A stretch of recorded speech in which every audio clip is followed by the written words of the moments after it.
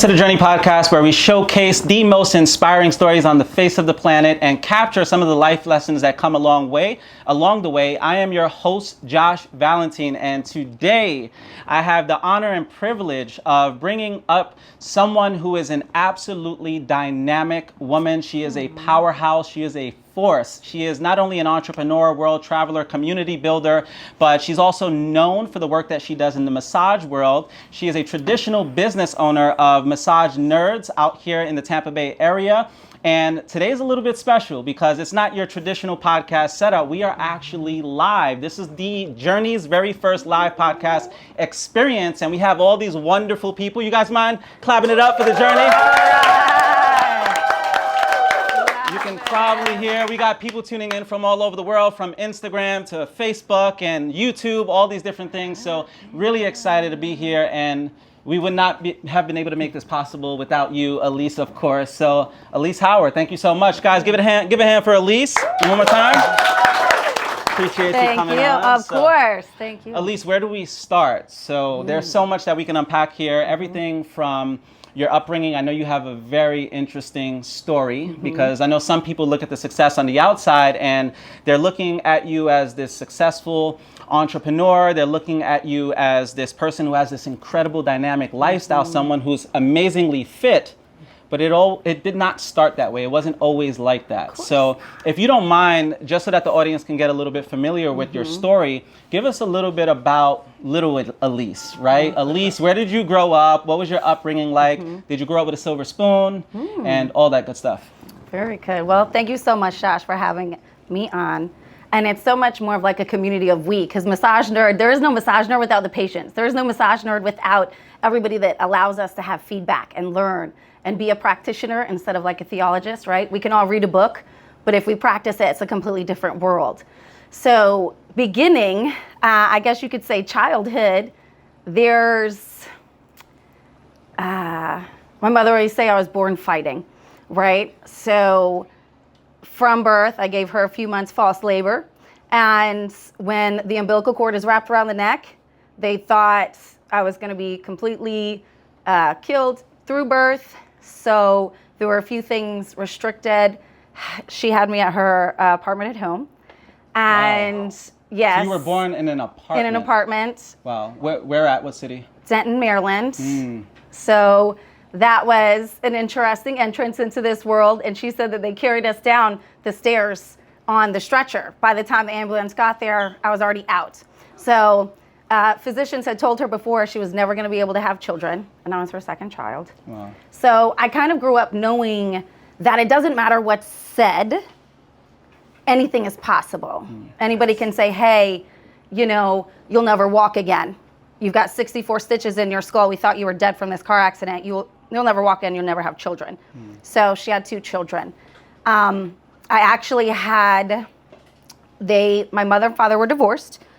My father cheated on my mother when she was pregnant, and my mother was a strong woman, and she was like, not gonna deal with it, I'll raise my girls on my own, right? So growing up without a father, you get a certain lack of that masculine energy of how to handle things. So I was the man of the house all throughout life. My mother ended up getting into another relationship. Some other things happened. From the age of 3 to 5, I was molested in the home. So there are some things that happened early on in life that really will just take you to another level of traumas. Like traumas are a big thing nowadays. A lot of people are talking about these things, but a lot of people don't understand the depth. And it writes us of who we are, what we become, our habits, the things that we do, and how we choose to utilize our time, right? So little Elyse I was just always a fighter. There was no options. There were no second guessing on anything. We had moved around a lot. I wasn't within the same school for a year at a time. So 3rd grade, 4th grade, 5th grade was all in different schools in different locations. Moved from Denton, Maryland, from that incident to Greenwood, Delaware. Around 5, after that was found out, moved to Georgia, little country locations in Georgia, around 5 to 10. again, in different schools, couch hopping. My mother was an amazing woman, but she also had some mental and physical withdrawals and drawbacks, right? So she was on prescription medications for a very long time. And a lot of people don't understand what type of, people think, people say, oh, I don't do coke or I don't drink, but I take these pills that my doctor gives me and everything's good, right? And they may use it how they choose, right? Self-medicate, things of that nature. So growing up, I kind of saw how that had a negative effect on things. And as life went on, I had no idea that I wanted to eat to hide my emotions, right? I was an emotional eater from my childhood. And I never wanted to be attractive psychology-wise, right? That reverse psychology, so I'm gonna eat so I'm not attractive. I was 150 pounds by 9 years old. Wow. Just to give you an idea. Bulging discs issues since 9 years old. And we see all of this and put it back together in hindsight, right? When you're going through it, you have no idea. And so I guess you could say there's plenty of traumas and plenty of things to speak on, but from birth to 7, which are our most vital years for cognitive, our set patterns in life, were completely dysfunctional. Of course. There was no structure. There was no discipline. There is no daycare and ritual. We lived out of bags for majority of my life till I was 14. Wow. Now, thank you for the vulnerability. Yeah. I definitely appreciate that. Of course. And I'm sure for some of the females especially, you could probably relate to not having that masculine presence in your life and how it kind of correlates into the way you deal with and process trauma. Yeah. And when it comes to your work today, how did you get into your work? Like, were you always a physical person? Because it's obviously strenuous on your body, just working with so many different people. And by the way, Elyse is the GOAT at massages. if you know, you know. Some of y'all have gotten, you've gotten the magic. So make sure you hit her up in the DMs. Thank you. Now, how did that even happen? Was it you wanting to genuinely make people feel better or help heal people? Where did this interest to help heal people essentially come from? So watching my mother grow up in pain. She was always in pain. There was always restrictions. Playing, you played by yourself. Watching her, I remember her being in her 40s and it was like she was in her 80s. And that's not what a childhood is supposed to be, but it's not what a woman's life is supposed to be either. Not being able to move and do things. Now, she was petite and she would be active, but there was no physiological benefits in how she was moving and doing her life. So with going to the doctors, I was driving my mother to the doctors at 15. Don't worry about how I was driving at 15, y'all. We're not gonna talk about that, all right? However, we were taking her to the doctors every single month, different specialists, internal medicine doctors, lung physicians, you name it. Every single month, she was in a doctor's appointment to get those meds, right? When people need their meds, they want their meds, right? So I was 22 when my mother died of cancer. I was brushing her hair when she took her last breath. And the math wasn't mathing for me when I was taking her to the doctors every single month since I was 15, and she passed when I was 22. So for those years of my life, now we find stage 4 cancer. We find stage 4 cancer basically at the end of her life. And there were 5 tumors on her liver and 1 on her lung. Wow. So going through and putting it all together, my goal was to help anyone and everyone understand that we have options for pain. We have options for healing. Our body is amazing. We're not the geniuses. You guys give me a lot of credit, and I thank you for that. But this is like God's vessel, and when we just give it what it needs, homeostasis is a real thing. It's made to heal itself. Absolutely. Like, I'm not the only one that knows this, right? This is the real deal. Absolutely. Like, this is not woo-woo any longer. It is proven. This is factual. We have data coming from this. So doing it and going into that field, it wasn't, I don't ever think about how hard it is or how laborious it is. None of those things matter because it's the mission. Yeah. The mission is to heal. For sure. The mission is to help people understand that just because you are prescribed those medications, doesn't mean that your diagnosis is your deliverance. Absolutely. Absolutely. Beautiful. Beautiful. Yeah. So when it comes to just you getting into this line of work and this business, you obviously need capital, you need training, you need all kinds of education. Where did you, or how did you go about that education process? Did you have any money, or did you have to work a job while going to school? Oh, of course, of course. So working jobs, I had moved down to Florida in '09. So then I was like, okay, I'll go to school down here. And of course, serving jobs. Get quick, easy money, bartending, serving, doing those things, get fast cash.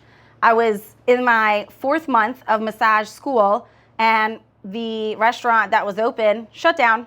Wow. Valentine's Day, go to open the doors are closed. So money making is boop, stopped, right? So you just find a way. You find a way to pay for it. You find a way to be able to put it on. So I think at that time the schooling was $14,000, which is nothing compared to what a lot of people are paying for school right now. However, when you have nothing and your mother has nothing and you were raised off of $550 a month for welfare your entire life, food stamps, all the 9, it's a little bit different. So you work, you hustle. A lot of people used to call me little guada guada because I always had like 3 or 4 different jobs. They were like, where's Elyse? She's working.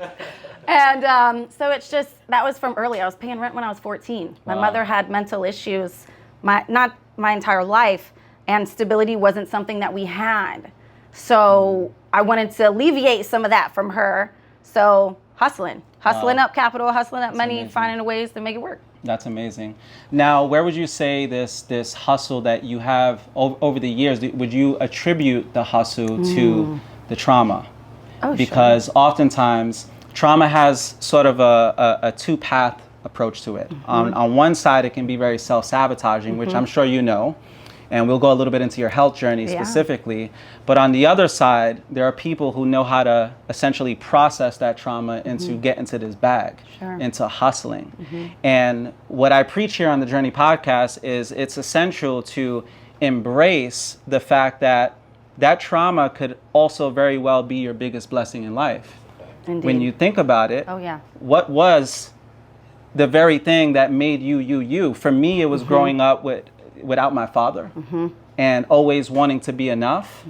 For you, very similar situation.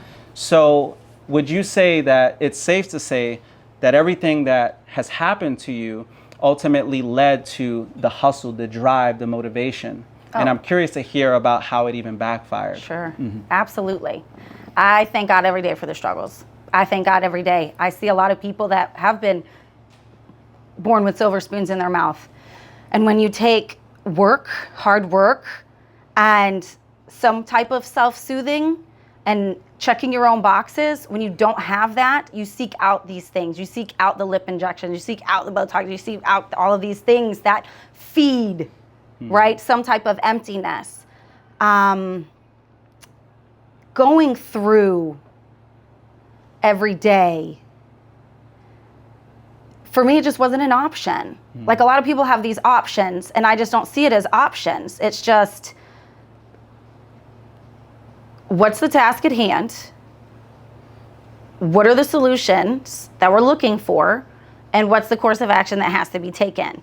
Now, in my childhood days, was that the process that I even understood that was a formula? No, it was just survival. For sure. Just survive.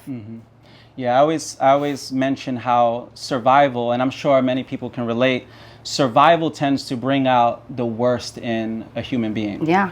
It is the very thing that, we always joke and say the old cliche saying that money is not the most important thing in the world, but it sure ranks up there with oxygen. Sure. Because it's like, it's not important until it's important. Exactly. And it'll draw out survival, and it happens in relationships, it happens in family dynamics. So I'm convinced that, you have to get to this bag. Yeah. Whenever you're down and out and you're at your lowest, many times you can correlate that to just being at your lowest financially. Can anybody relate to that? Yeah. Whenever you were at your lowest mentally, the mental health issues, all of the insecurities, is because your bag wasn't right. And I'm curious to know, in terms of your journey, right? Because you also went through a lot of health challenges. If you don't mind sharing, when you were at your worst with your health, because a lot of people do struggle because of their health. Sure. And many times it's because if your toxic tendency is, let's just say, smoking cigarettes, right? Yeah. But there are people who don't smoke cigarettes, they're not stepping out, but their toxic tendency is overeating. Right.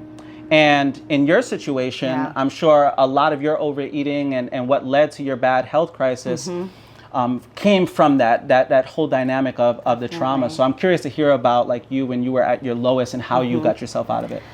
So I was 230 pounds when I was And at how my tall are you, lowest. if you I'm don't mind 5'2". 5'2". 5'2". I was 230 pounds. 30 pounds. And that was the heaviest that I would actually allow myself to weigh myself. So it may have been heavier.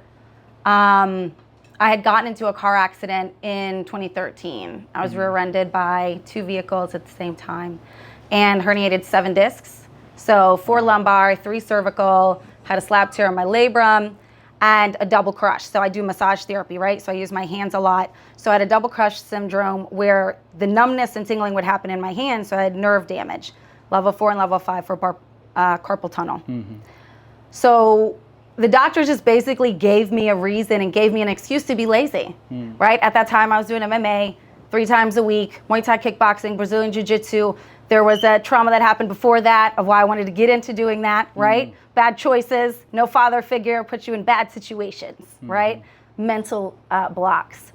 But being that heavy, I didn't even realize it, but I also had stage 3 cancer that I was ignoring. I knew I had cancer before my mother passed, and once I watched her pass, I kind of just autopilot. Yeah.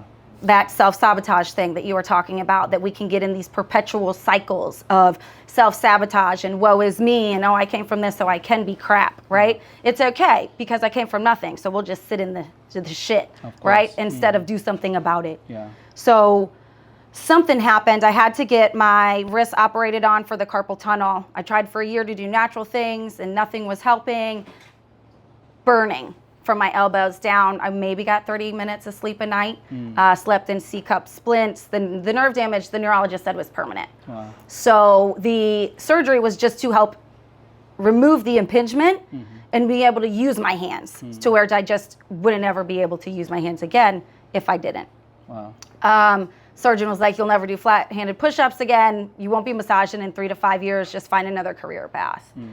And I was like, yeah, that's not going to work because this is my mission. This is what I'm doing. Of course. So I just found ways around it. And also, that's kind of how Massage Nerd has come along, because these have all been my biggest teaching methods of having to rehabilitate myself, right? So I was that woman where I was living alone, no one around, had the surgeries, was down in a bottle of wine a night, putting on weight, know I'm raging with cancer, know all these things are happening. And because I had hustled and I had a little bit of something, I could just do more, because when you get comfortable, you get comfortable. Yeah. Right? Until you have little tactics where you're like, okay, no, it's never enough. Yeah. Right? But when that self-sabotage comes and my early trauma comes in, it's like, okay. So we had started training, like a girlfriend of mine was like, hey, let's do a mud run. And in my head, I was fit. I was like, yeah, let's go. I'm ready. Let's do it. It was like a rugged maniac. It's 5K, 3.3 miles. Not a big deal, right? I was dying. I was dying. Like I was so big, my butt was like slapping my back as I was going through. And I was like, oh my God, didn't train for it. But that instance was like a wake-up call to take your life, because I was still massaging this time. So now I'm not practicing what I'm preaching. I'm massaging, I'm telling people to do one thing, but I'm not living in my purpose. Yeah. So I had to check myself. What are you doing? Are you doing what you say and what you're preaching to your patients? And what are you going to do to change that? Of course, of course. I know you recently, that's beautiful, by the way. It's crazy just hearing. So, sometimes you think that you've got it tough, and then you hear other people's stories, and no matter how good it looks on the outside, people do live lives of quiet desperation. People do suffer in silence. And in your case, again, like you were able to pull yourself out of that. I know you recently came out with a book, right? Tell us a little bit about the book. So we co-authored. Michelle Drewsbury owns a nonprofit in Sierra Leone, Africa, for human sex trafficking. However, she began her work because she was in California, and a lot of the prominent sex trafficking and a lot of the issues with women and men. And through a friend was connected, and she was like, I need you in my book. Like, your stories are amazing. And I was like, you don't even know half of what has gone on. So it's basically turning challenges into triumph, turning pain into power. You could not be in the book without having massive trauma and then doing something in your life to then turn it around into a positive, right? So we got bestseller in 2 categories, like number 4 in a 3rd category. And we've been on Fox 13 and Spectrum 9 News. We'll be on ABC News as well. And it's just getting the word out that, just like you said, so many suffer in silence. Yeah. A lot of people don't know about any of my stories like that because I don't ever tell people those type of stories because I'm here to lift you up. I'm not here to bring you down. Of course. But what I have also learned in practice is if you can help relate to people and just allow them to talk and give you where their heart is, then you can meet them where they're at and then deliver what you've come through and gone through, right? Because that's what we're here for, right? To connect, to build, to grow. Hey, let me help you condense that time frame so you're not banging your head against the wall for years like I did. That's incredible. Like literally. So I know we have to get ready to bring this in for a landing, but it's interesting because many times I'll have clients, my coaching practice is predominantly women, believe it or not. Sure. And women that have gone through all kinds of trauma or traumatic situations. And it's interesting because many times when I'll have a client, for example, that may have been molested or recently raped, and this is the reality, like people still go through this, even as grown adults, right? Every but day. There's a process called reframing in the world of coaching, and ultimately what I do is I get them to look at their situation from an outsider's point of view and to sort of reframe the situation, reframe the narrative, reframe the story you've been telling yourself, because you could very well say that this is the reason why you are where you are in life, or you could very well say that this is the reason why I'm so amazing as a person, why there's so much depth, why there's so much substance. And what I always encourage the client to do is genuinely ask themselves, am I more valuable as a human being? Am I more valuable in the marketplace because of what I've gone through? Definitely. Think about everything that you've gone through in your life. Are you far more valuable today? Are a lot more people receptive today to what you have to say because of what you've gone through? Most definitely. Would everybody else agree? Oh yeah, most definitely. How many people would genuinely turn back the hands of time? Sure. You probably wouldn't give up that situation. Never. Because it was so valuable, but when you're going through it, it's tough. Extremely. It's tough. And if there's any advice you can give to the audience for people who are just going through it, maybe they are 50 plus pounds overweight. Sure. Maybe they are battling stage 3 cancer. Maybe they are dealing and wrestling with their demons from something traumatic that happened during childhood. What advice would you give to somebody who's currently in that season? Find your breath. It's something that took me a very long time to do. Go, go, go. Breaks were not allowed. Stopping was not allowed. Vacations were not allowed. That was idiotic in my mindset, right? So you got to find your breath, because we all have traumas underlying somewhere. I mean, there's a domestic violence story so bad that I was so brutally beaten they thought I was dead. So we all have to kind of sit and ask ourselves, I needed that situation to say, who am I, what am I doing, and who am I attracting to myself? So instead of pointing fingers on external, my mom did this, my dad did this, I'm grateful for all of the people in my life. I love them more than anything I have. I feel like I'm more blessed than the majority. I am grateful. But find your breath. Majority of us are in an upregulation and in a fight or flight state of body 70 to 80% of the time. And what that is doing is pumping our blood flow to our hands and to our legs, oxygenated blood flow, instead of taking it synergistically throughout the body, and it's taking it away from our vital organs. Absolutely. So it seems very simple. And a lot of people are like, oh, I want a secret. I want to know what's going to be like the life-changing thing.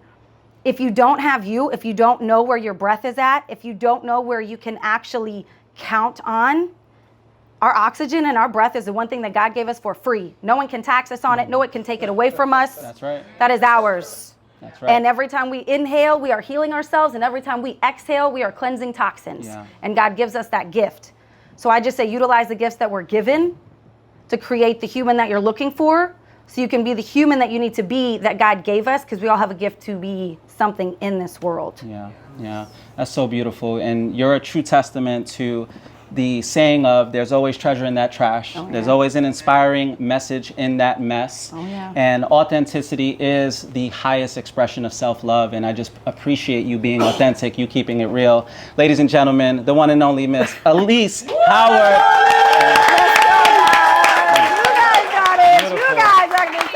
Where can the audience find you? And if there's anything that you want to mention, anything that you're working on, you're more than welcome to. Awesome. So nerdbodyworks.com is where you'll find everything Massage Nerd.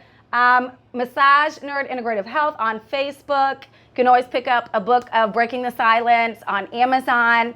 We are working on a lifestyle blueprint with massage therapy. We write curriculum for therapists. We are now converting that and putting it into everyday lives. So the practices that I've done throughout my entire life, what we do with our teams, just implements that in your life. If I would say one thing, love who you are, love the people that are around you, and love them where they're at. Because as you go and grow through life, you will lose a lot of people through different things and different layers. Love them, but you must leave them to be who you need to be. Absolutely. And you cannot feel bad about it. So thank you. Ladies and gentlemen, Elyse Howard. Thank you.